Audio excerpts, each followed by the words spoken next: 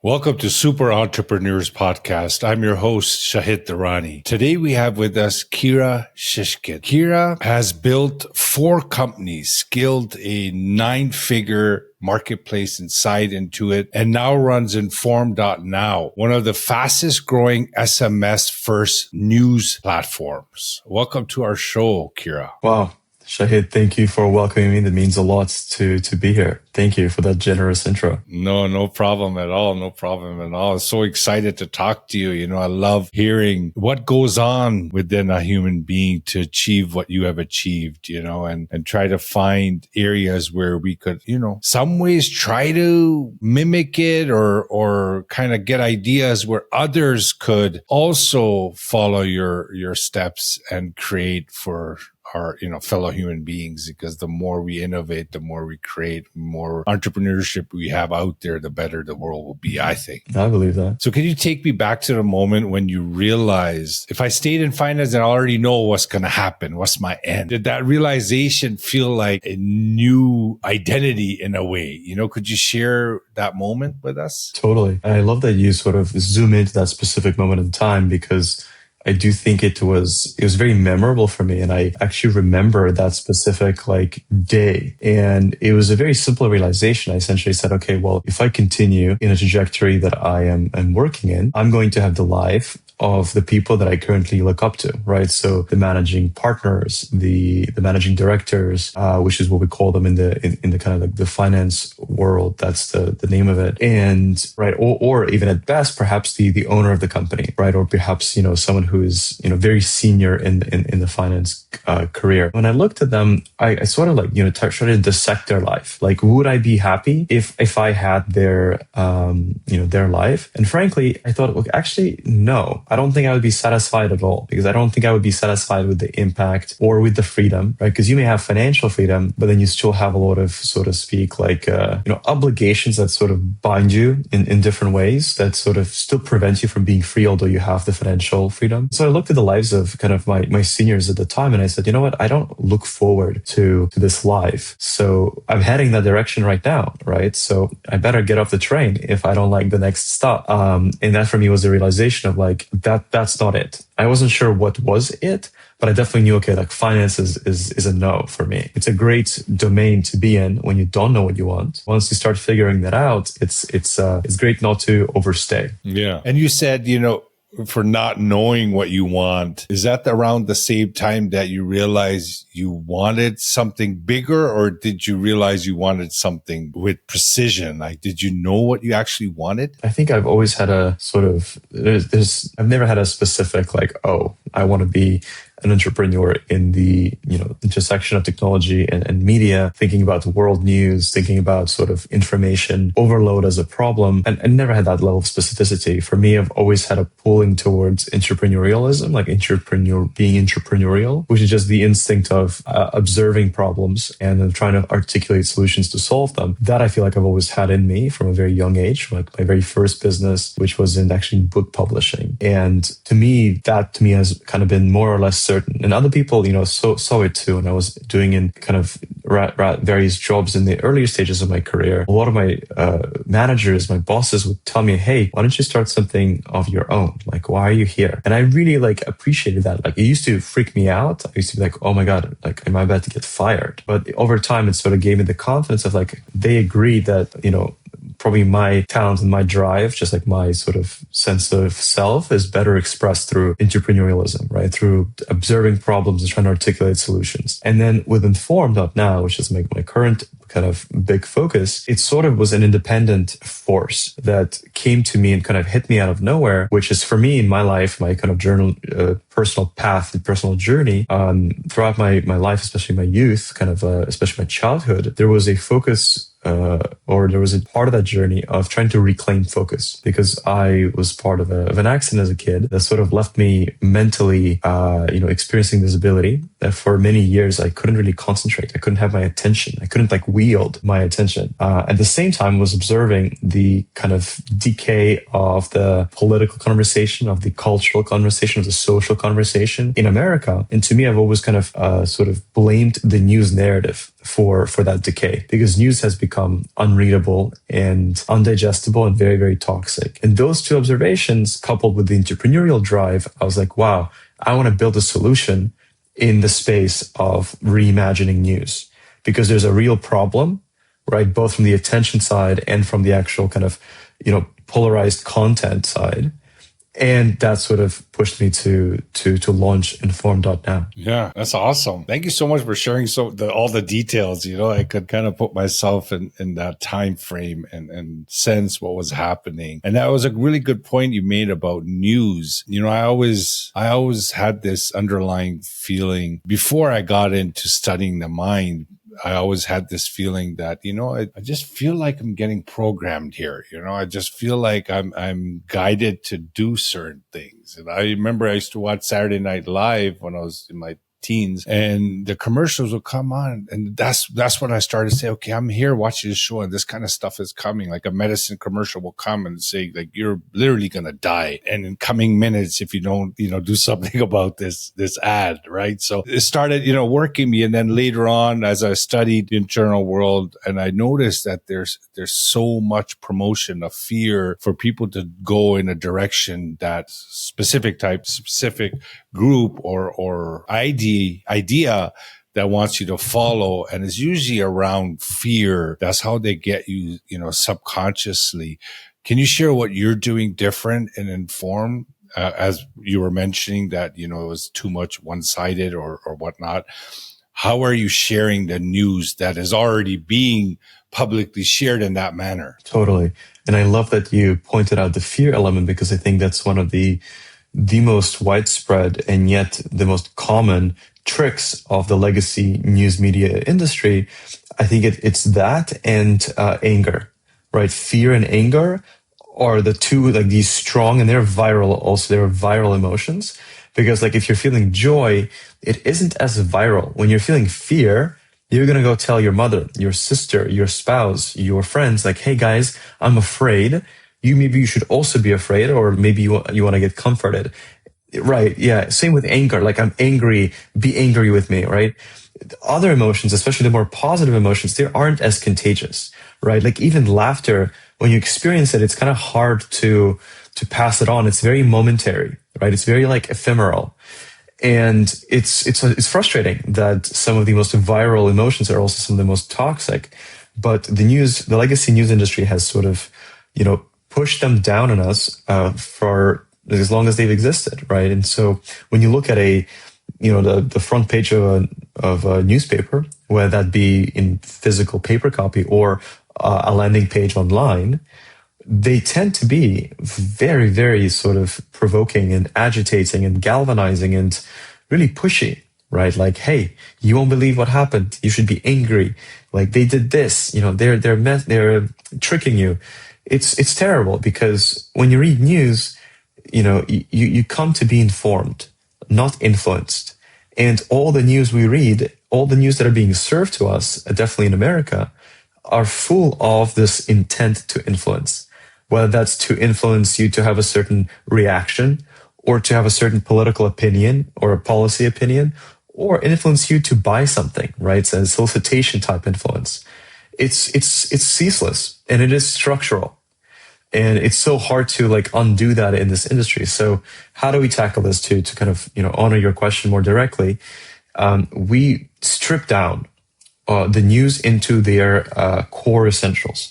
We think of the news as sort of what is left behind when you take away all the discussion, all the commentary. And it's essentially like it's the fact base of what happened. News should answer the following questions. Yeah, like what happened? When did it happen? Where did it happen? Who did it happen to? And what is the immediate context that you need to understand that is like immediate, very, very immediate context, right? And that's it. It takes a paragraph to relate these things. Sometimes it takes even less than that. And so that's news. But when you have you open an article, maybe it's from CNN, Maybe it's from Fox News. Maybe it's from CNBC. Maybe it's from the New York Times. And then you see this article that just, it's so long. And you're just like, where did you guys get 16 paragraphs of content about this one little event? But they're bringing in all these people. Hey, we talked to the person outside. Here's the person outside. What do you think? Okay, well, I'm the person outside. It's really bad out here, but back over to you in the office. And there's this whole kind of like discussion acrobatics that happens that inadvertently influence you to have an emotional response of agreement, of disagreement, of outrage or fear, or of like, oh, I agree with this. Yeah, this is what I believe, or, something along those lines. And that emotional trip that you go on shouldn't happen when you're reading news. That should happen when you're watching a movie, when you're being entertained. But when you're reading the news, you should just get the facts. Those essentials that we strip down to.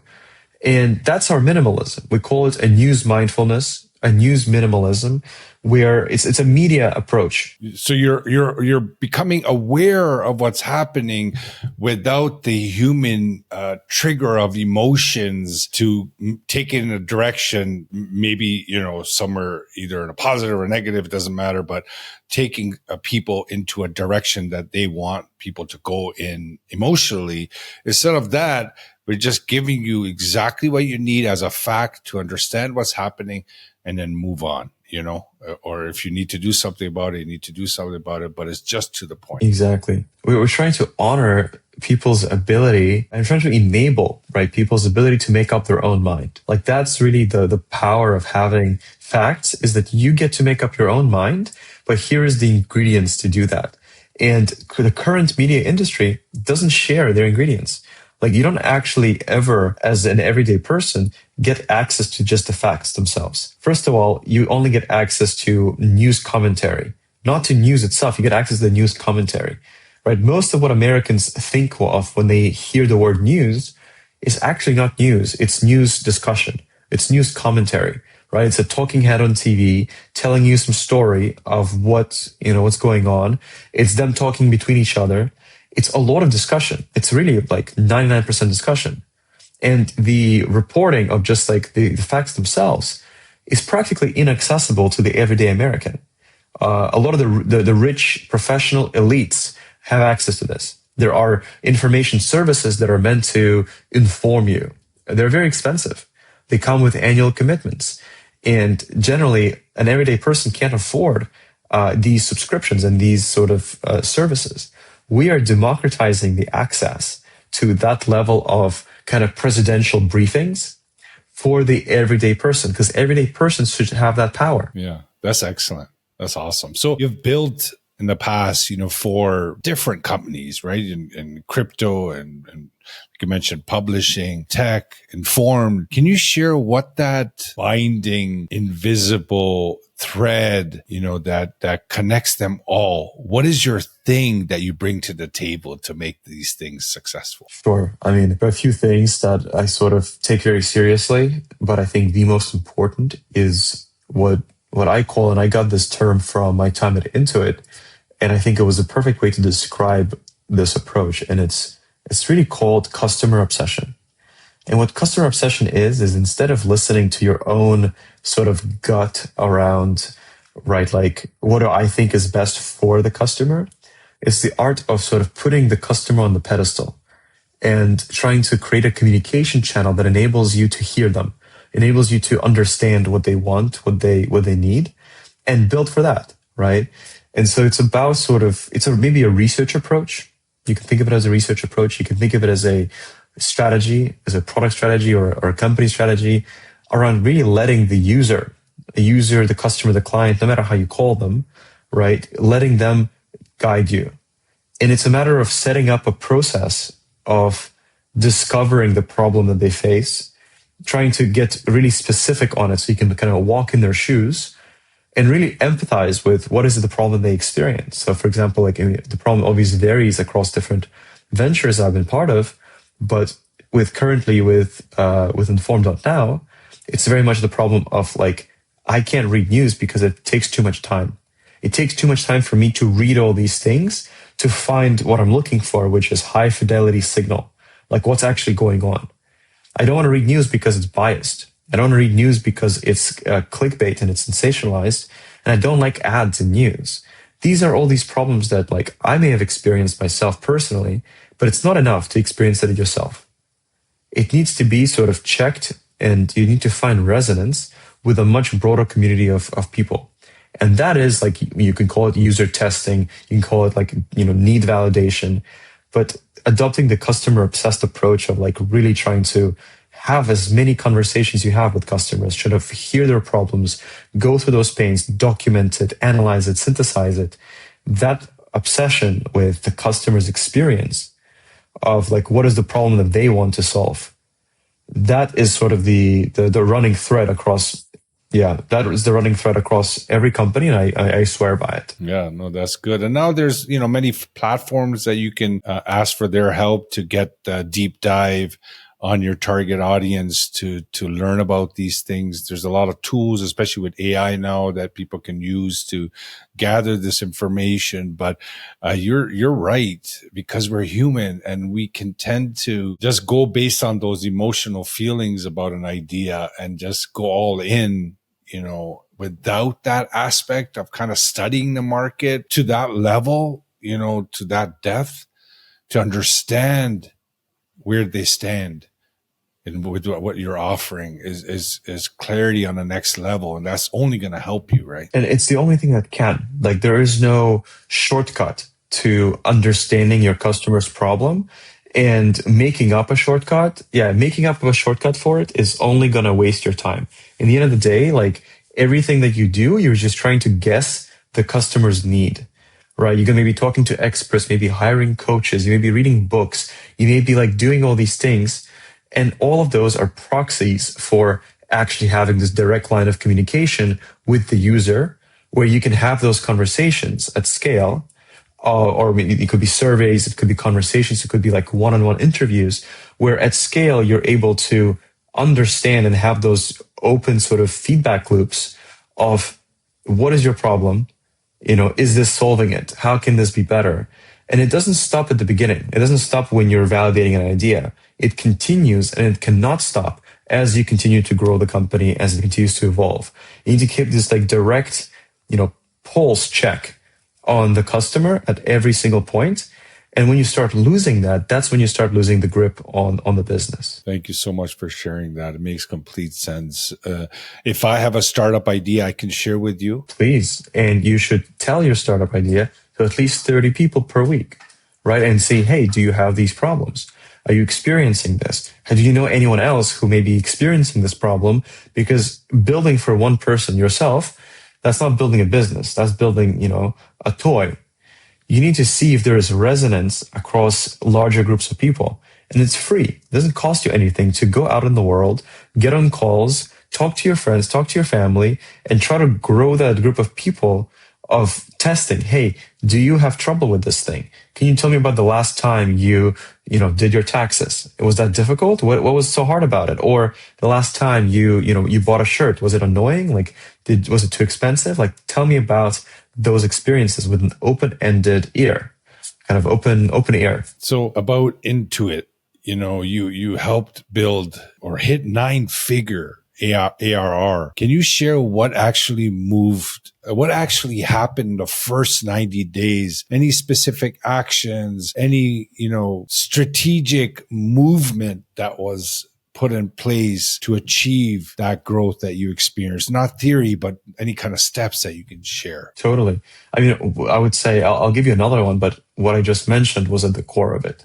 At the core of it, we were getting on calls. I was in a team of 5 people, and we were getting on calls with the users. We were talking to them. We were documenting what we were learning. We were trying to see like patterns, like what are people saying that is the same.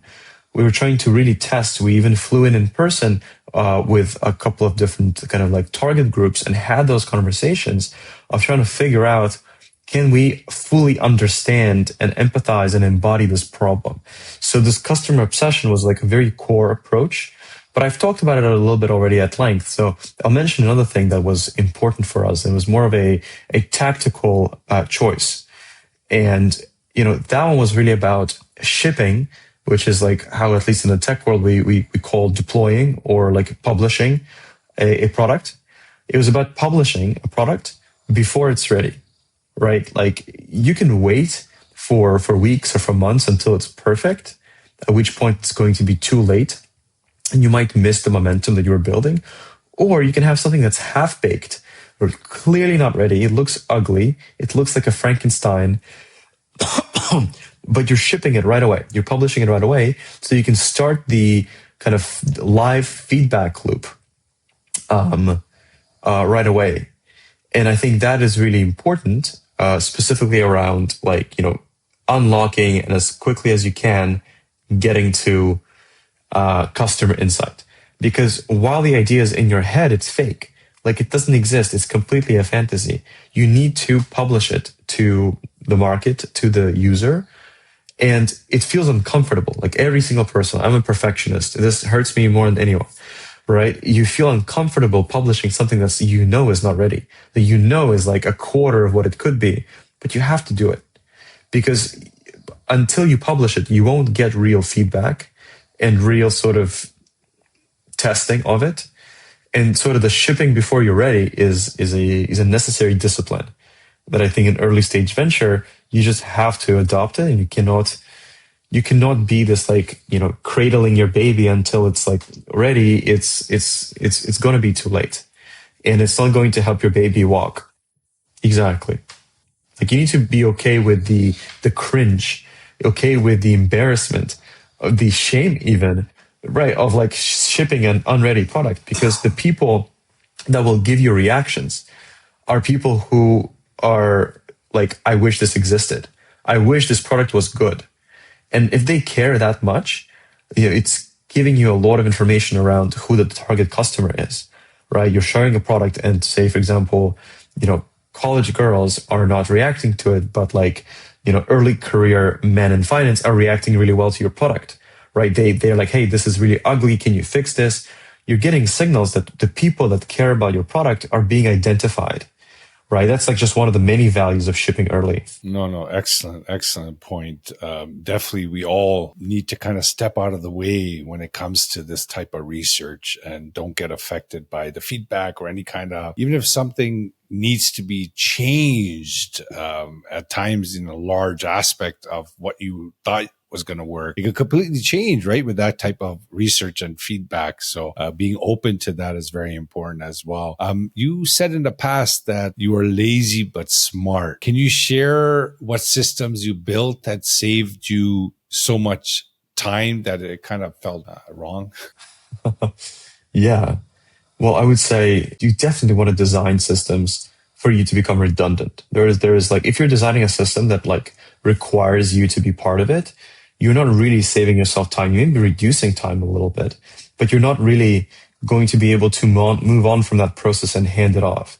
Like every hire you make, every process you manufacture that you kind of orchestrate, has the goal of making you redundant.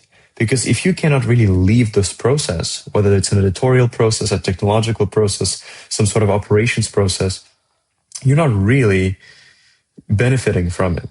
And the goal is for you to be able to step away. The goal is for the team to be able to own it. And so I would say generally just thinking of every process as my goal is to make myself redundant, unnecessary. I don't need to approve it. I don't need to be part of it. That is critical. Like that's definitely the mindset you should bring. And a lot of people are like, they don't think of, they don't think of delegation that way. They think of like, okay, you're going to help me with these things, but I'm still in charge. Well, hey, no one's challenging your bossiness. Like you can still be in charge, but you're not going to do yourself a favor if you are limbically attached to this operation. You need to be able to hand it off. I think another point that I always sort of like, that's just my framework. I don't think it works for everyone. It works also depending on the business, is I try to hire for things and operationalize things within my team that I already know how to do. Right? So for example, if it's a process that I'm already really good at, I want to hand that one off because one, I know how to evaluate whether it's being done well or not, because I know exactly how to do it. I can train the person and like I can move on to learning something new, to growing somewhere else. And I can have the confidence that in case something breaks, the person that I gave this process to, I can help them because I know how to do this. And so I love handing over processes that I actually am really good at instead of trying to hire for things I don't know how to do, because then I don't know how to train the person. I don't know how to supervise, like assess quality. And if they need help, like they get sick, I can't step in and help them because I have no idea how to do this. And so I really always focus on like hiring for things I'm already proficient at and then going to learn that new skill to adopt it myself. So these are like two thoughts I have when it comes to creating lazy processes is always think of making yourself redundant to an extent that you should be able to, the team should be able to not just operate independently, but to teach new members of the team how to onboard into this process. That's super important.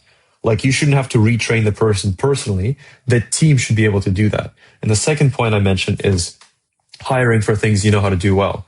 So, because it's going to help you train and assess quality. Not take the leadership role if you don't know what it's about for that aspect of what you're trying to implement. It's so important. Then you're going to be asking another expert to help you with that as well, right? So you also raised 30 million in the past. What do first-time founders they usually get wrong when talking to investors, especially if they're non-technical? Sure. I mean, I would definitely say that it's all about the customer obsession piece, right? When I as an investor look at pitches and talk to teams, but also I've experienced this from other much more sophisticated institutional like legacy investors, they're trying to assess how well do you understand the problem.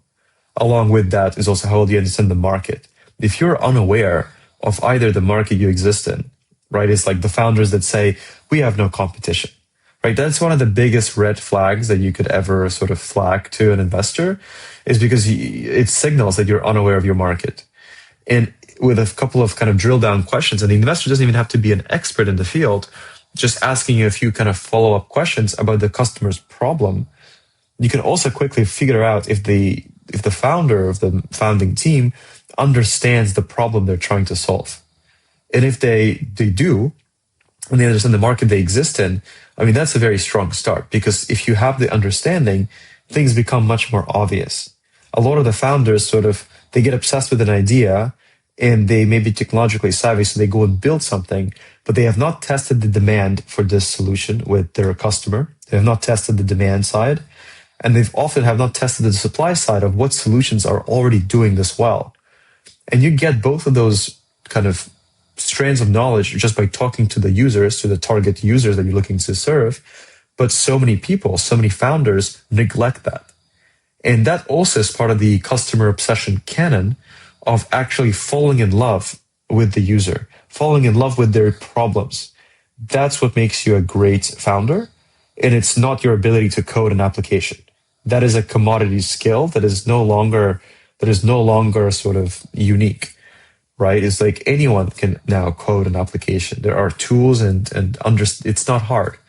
But the thing that's still irreplaceable is your insight into the problem and into the market that exists in, your understanding of it. Yeah, and with AI, it makes things much more easier to achieve. When you were doing it, probably you had to do a lot of it manually, right? For sure. I mean, AI sort of would help you with the literature research, right? It would help you with synthesizing information. And that's even the data you get back from people, right? You can feed that in especially data, right? It will help you do a lot of research, like large language models, which are the predominant models like of this AI era that we all call AI. We're primarily talking about LLMs, large language models.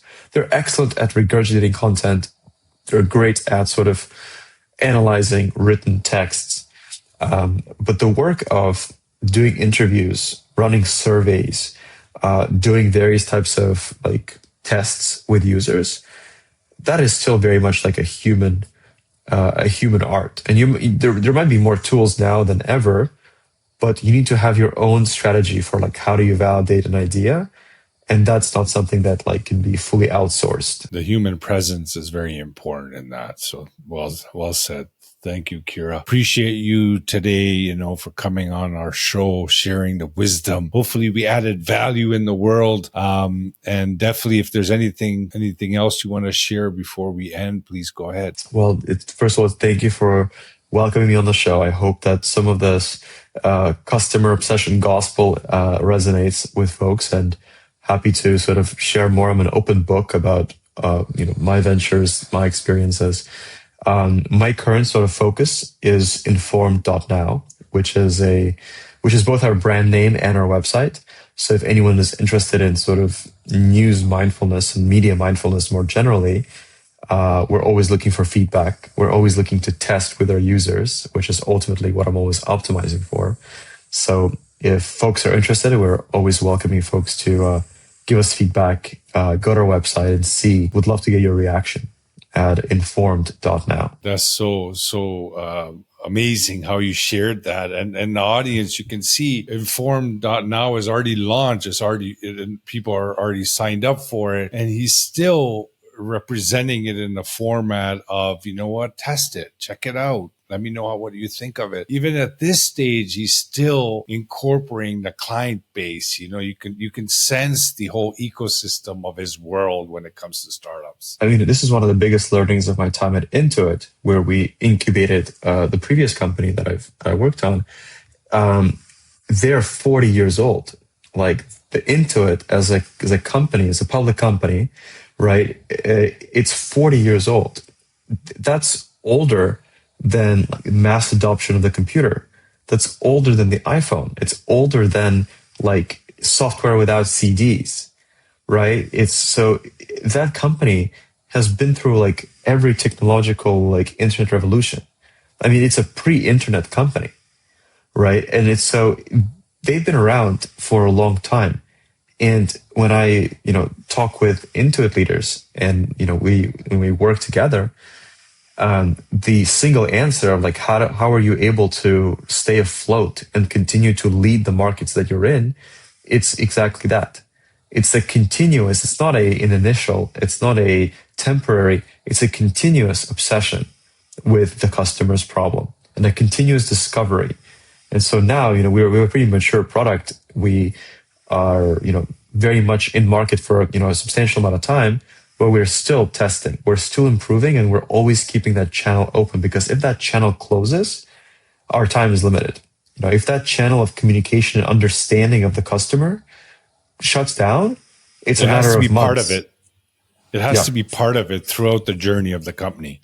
It's like the company stops breathing, right? It's like the blood flow stops running through the company's veins. And you cannot let that go. It's critical. Thank you, Kira. It was great talking to you, my friend. Keep in touch. I appreciate your time today. Shahid, thank you so much for having me. It's been delightful.